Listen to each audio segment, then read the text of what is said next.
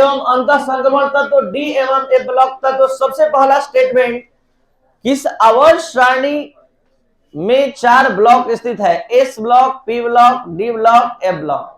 S block सबसे बाईं ओर, P block सबसे दाईं ओर, डी ब्लॉक बीच में और ए ब्लॉक मेन बॉडी से अलग नीचे की ओर है। इसमें 2 तत्वों की श्रृंखला है, एक का नाम लेथेनाइड और एक का नाम। पूरे शांति से ध्यान से केवल सुनिए और जितना चीज हमारे मन दिमाग में आ रहा है थोड़ा सा देने दीजिए ताकि सबको अच्छे से समझ में आए। तो इस बात को समझिए, बोलिए मत, केवल सुनिए। तो यहां हमने पहला स्टेटमेंट बताया कि पूरे आवर्त सारणी को 4 ब्लॉक में बांटा गया, एस पी डी एफ। हम अपना फोकस केवल डी ब्लॉक के तत्वों पर अभी रखेंगे और सुनेंगे। डी ब्लॉक आवर्त सारणी के वर्ग संख्या 3 से 12 तक के तत्वों में, 3 to 12 वर्ग के तत्वों में स्थित है, यानी कि यहाँ 3 से लेकर 12। और रोमन अंक में बात करें तो 3rd B, 4 B, 5 B, 6 B, 7 B, 8 में ग्रुप नंबर 8, 9, 10 को रखा गया है। क्यों रखा गया है? 2 दिन के अंदर, कल तक आपको जवाब मिल जाएगा कि इन सभी तत्वों का आकार में समानता होता है। ये मिश्र धातु का निर्माण करते हैं, आकार का बढ़ना रुक जाता है, इसलिए इस तीनों को शुरू से ही एक वर्ग में वर्ग संख्या 8 में रखा गया है। और इसके बाद आता है 1b और 2b। तो यहां पर वर्ग संख्या 3rd B, 4 B, 5 B, 6 B, 7 B और 8, उसके बाद 1b और 2b। ये 1b, 2b, 8 ये सब जो देख रहे हैं ये वास्तव में संयोजी इलेक्ट्रॉन की संख्या से होता है। संयोजी इलेक्ट्रॉन जिसका जितना है उसके आधार पर उसके वर्ग का जजमेंट होता है, ग्रुप का डिसीजन होता है। इसके बाद थोड़ा सा जानिए कि जैसे इस आवर्त सारणी में 4 ब्लॉक होता है, उसी तरह इस संक्रमण इस डी ब्लॉक को 4 भागों में बांटा गया है। प्रथम संक्रमण श्रृंखला, द्वितीय संक्रमण श्रृंखला, तृतीय और चतुर्थ। प्रथम संक्रमण श्रृंखला का प्रारंभ स्कैंडियम और अंत जिंक। द्वितीय का प्रारंभ यट्रियम और अंत कैडमियम। तृतीय का प्रारंभ जो है लेंथेनम HF से होते हुए Hg, और चौथे प्रसंक्रमण श्रृंखला ACRF से होते हुए UUB कहिए या फिर CN। यहां पर देखिए जरा एक चीज ध्यान दीजिए, जो UUB ये सब लिखा रहता है ये IUPAC नोमेनक्लेचर के आधार पर एलिमेंट का नेम और सिंबल लिखा जाता है। आप चाहें तो अभी 290, 293, 246, 255 जो अभी खोज नहीं हुआ है, लेकिन उसका नाम और संकेत लिख सकते हैं, जो 11th क्लास में IUPAC नोमेनक्लेचर का सिस्टम पीरियोडिक टेबल चैप्टर में पढ़ाया गया है। तो वहां पर आप उसका नाम, जैसे इसका नाम UUB दिया है, बहुत जगह तो कहने का मतलब वो IUPAC नोमेनक्लेचर है और ये कॉमन नोमेनक्लेचर है। कॉमन नोमेनक्लेचर का सोर्स क्या है? जिस स्रोत से प्राप्त होता है, जिस व्यक्ति के द्वारा खोजा जाता है, जिस देश में खोजा जाता है, उसके आधार पर सिंबल हो जाता है। लेकिन ऑल ओवर वर्ल्ड का केमिस्ट्री का स्टूडेंट एक नाम और एक संकेत दे, इसके लिए वर्ड रूट बनाया गया। जैसे कार्बन के लिए वर्ड रूट है मिथ, ईथ, प्रो, ब्यूट, तो उसी तरह गिनती के लिए यहां पर वर्ड रूट बनाया गया कि 0 के लिए नील, 1 के लिए ऑन, 2 के लिए बाई, तो 3 के लिए ट्राई, 4 के लिए क्वाड। तो इस तरह से ये वर्ड रूट यूज करके यहां जो भी 100 से अधिक एटॉमिक नंबर वाले एलिमेंट है उसका IUPAC नंबरिंग नेमिंग किया जाता है और सिंबल लिखा जाता है। तो यहां पर सेम इसको माना जाएगा। हम एक चीज बता रहे थे यहाँ कि इस पूरे डी ब्लॉक को 4 सीरीज में बांटा गया है, प्रथम संक्रमण श्रृंखला, द्वितीय, तृतीय और चतुर्थ। यहां अब इसको डी ब्लॉक का तत्व जो बोले हैं कि वे सभी तत्व जिसका अंतिम इलेक्ट्रॉन डी उपकक्ष में प्रवेश करता है, इसलिए इसको डी ब्लॉक का तत्व कहते हैं। वास्तव में वे सभी एलिमेंट जिसका अंतिम इलेक्ट्रॉन डी में नहीं N-1 डी उपकक्ष में प्रवेश करता है उसे डी ब्लॉक का एलिमेंट कहते हैं। इसको N-1 डी क्यों कहा जा रहा है, कैसे कहा जा रहा है, ये हमने कल बताया था, आज फिर बताने जा रहे हैं। ध्यान दीजिए, अगर हम मान लीजिए एक तत्व का बात करें और वो एक तत्व अगर हम ले लिए, मान लीजिए हम ले लिए स्कैंडियम ले लिए। स्कैंडियम का परमाणु संख्या 21 होता है।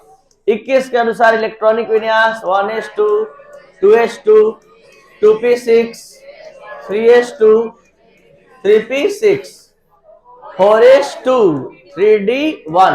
ध्यान देंगे यहां जो इलेक्ट्रॉनिक विन्यास लिखा गया है ये n+l रूल पर है, और n+l रूल कहता है कि 4s के बाद क्या आता है 3d। लेकिन ध्यान दीजिए कि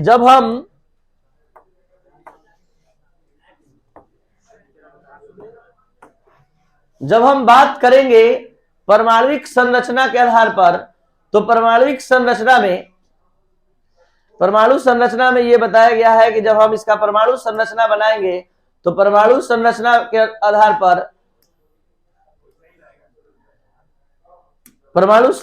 आधार पर अगर अध्ययन करें तो यहां पर देखिए यहां आएगा 1s, ये फर्स्ट ऑर्बिट में केवल 1s मिलेगा, सेकेंड ऑर्बिट में 2s 2p, थर्ड ऑर्बिट में 3s,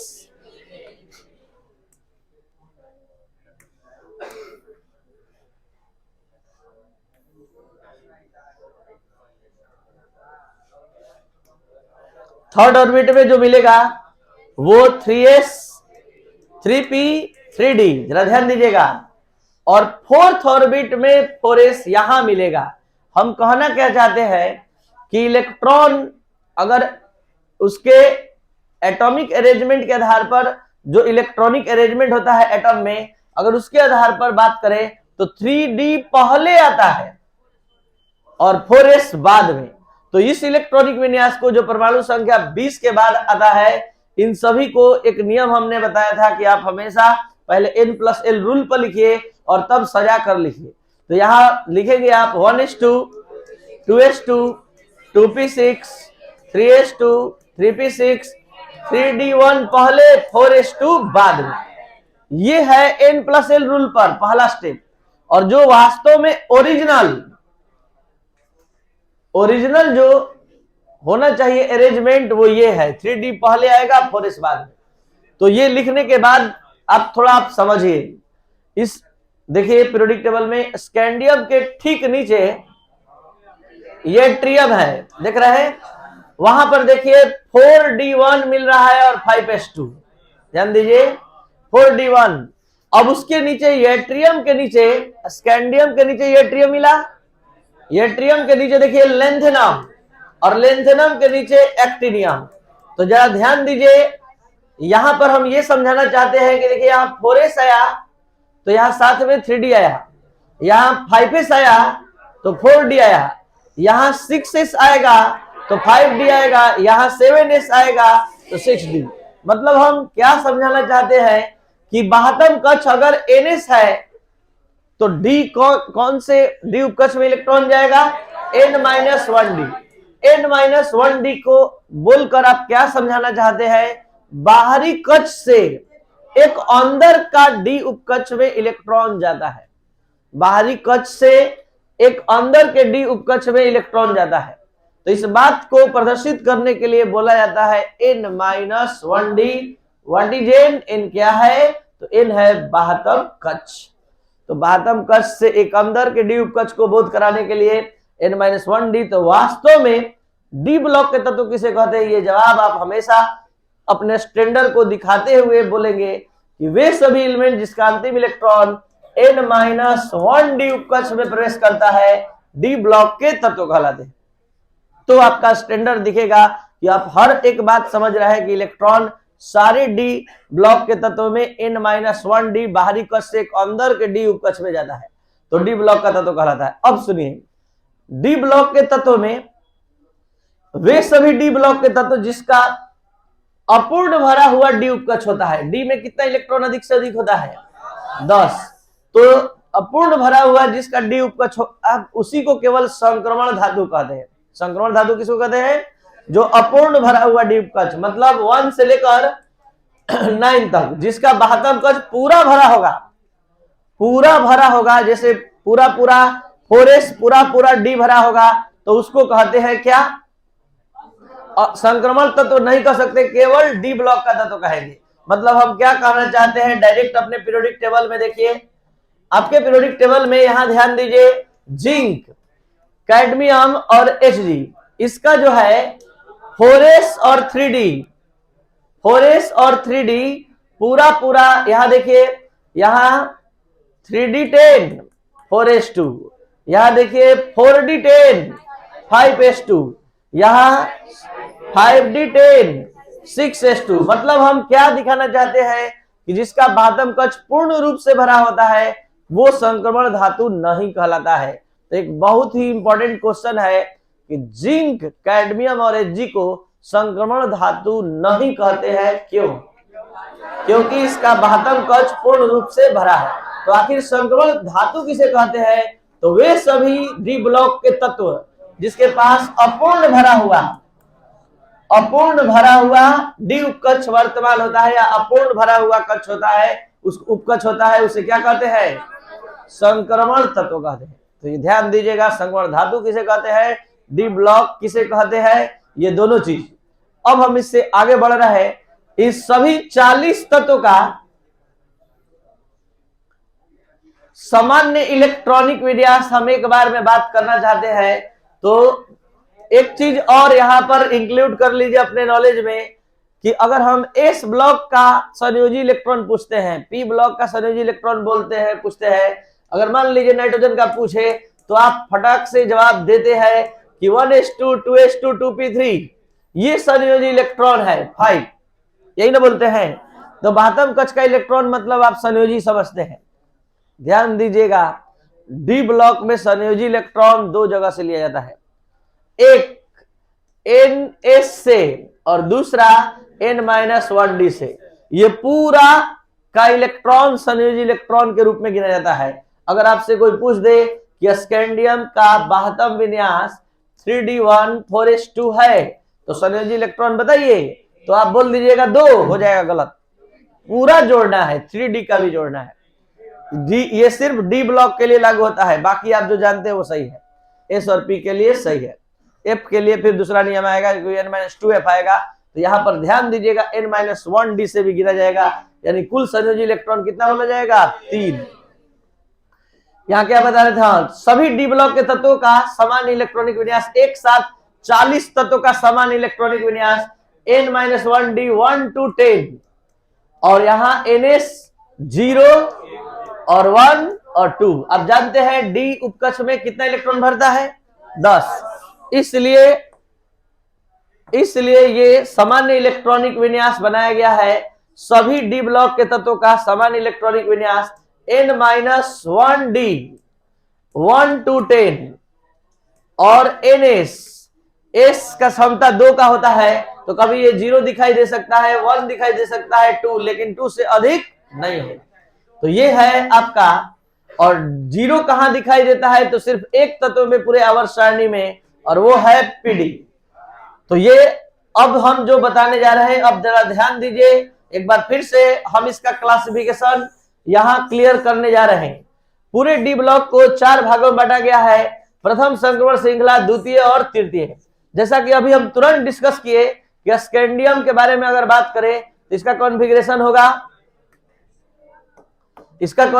होगा, 3d1 4s2, इसका 3d2 4s2, यहां 3d3 4s2, और अब लास्ट तक आ जाएंगे 3d10।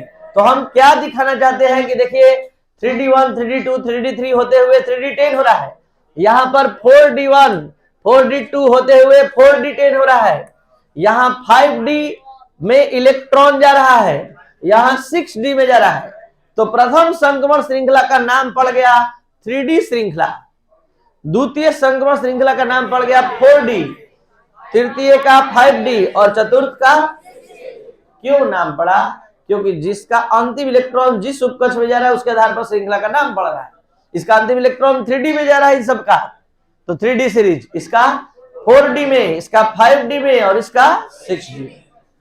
तो ये पूरा बात आपको समझ में आना चाहिए। अब थोड़ा सा और पीरियोडिक टेबल देखकर बता दीजिए कि प्रथम संक्रमण श्रृंखला आवर्त सारणी के कौन से आवर्त में है?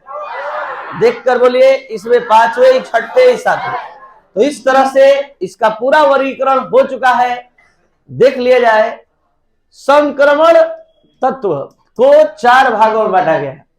प्रथम संक्रमण तत्व श्रृंखला, द्वितीय संक्रमण श्रृंखला और तृतीय संक्रमण श्रृंखला और चतुर्थ। प्रथम संक्रमण श्रृंखला अपने कॉपी में देखिए, पीरियोडिक टेबल में जल्दी देखिए, 3D सीरीज के नाम से जाना जाता है क्योंकि 3D उपकक्ष में इलेक्ट्रॉन ज्यादा है। कहां शुरू होता है? स्कैंडियम। कहां समाप्त होता है? और आवर्त सारणी के कौन से आवर्त में है? उसी तरह से द्वितीय संक्रमण श्रृंखला को 4D सीरीज कहते हैं। यट्रियम से शुरू होता है, कैडमियम पर समाप्त होता है और ये आवर्त सारणी के 5वें आवर्त में है। तृतीय संक्रमण श्रृंखला 5D सीरीज के नाम से जाना जाता है। यहां सावधानी बरतना है, La2 नहीं बोलना है। अगर La2 बोलिएगा तो वहां नीचे का 14 एलिमेंट ए ब्लॉक का उठकर चला जाएगा, इसलिए La, HF बोलते हुए आप बोलेंगे Hg। और ये 6th पीरियड में है आवर्त सारणी के और चौथी संक्रमण श्रृंखला का नाम 6D सीरीज है और ये एक्टिनियम रदरफोर्डियम 2 UUB या X क्या है? अननोन। और 7वें आवर्त में ये आवर्त सारणी की स्थित है। जल्दी से बताइए, तृतीय संक्रमण श्रृंखला को 5D सीरीज क्यों कहते हैं? क्योंकि इसका अंतिम इलेक्ट्रॉन 5D उपकक्ष में प्रवेश करता है और ये आवर्त सारणी के कौन से आवर्त में है? 6ठे आवर्त में। और इन सभी श्रृंखला में तत्वों की कुल संख्या कितनी कितनी है? 10-10। क्यों डी ब्लॉक में 10 वर्ग ही स्थित होता है? क्योंकि डी उपकक्ष में 10 इलेक्ट्रॉन भरने की क्षमता होती है। यही कारण है कि डी ब्लॉक में 10 वर्ग आता है, 3 से लेकर 12 तक। ये 10 वर्ग है ऐसे ऐसे उदग्र स्तंभ। हर एक बात समझ में आया? अब आप सभी स्टूडेंट कल से टॉपिक वाइज परमाणविक आकार जो लिख चुके हैं आते आते पहले समझाया जाएगा। परमाणविक आकार नहीं, क्वथनांक और गलनांक। पहले क्वथनांक गलनांक समझेंगे तब परमाणविक आकार। आज केवल इंट्रोडक्शन दिया गया है, परिचय। और इस परिचय में 1 मिनट यहां जरा देख लिया जाए। इस परिचय में क्या क्या आप जाने कि वैसे तत्व जिनका अंतिम इलेक्ट्रॉन n-1 डी उपकक्ष में प्रवेश करता है, डी ब्लॉक का तत्व। बोलिए मत, केवल सुन लीजिए। डी ब्लॉक के तत्व आवर्त सारणी के S एवं P ब्लॉक के बीच स्थित है। एक चीज और जान लीजिए, इसको संक्रमण धातु क्यों कहते हैं? इसके पीछे एक और कारण है। जो डी ब्लॉक के तत्वों का जो गुण है वो S और P ब्लॉक के तत्वों के बीच का होता है, इसलिए इसको संक्रमण धातु कहते हैं। और इसका अंतिम इलेक्ट्रॉन यहां पर देखिए, संक्रमण तत्व किसे कहते हैं ये लिखा हुआ है यहाँ, ध्यान दिया जाए। डी ब्लॉक के तत्व जिनका n-1 डी उपकक्ष क्या होता है? अपूर्ण भरा होता है। मेन पॉइंट यही है, अपूर्ण भरा होता है। और इसको संक्रमण तत्व इसलिए कहा जाता है क्योंकि इसका गुण S और P ब्लॉक के तत्वों के बीच का।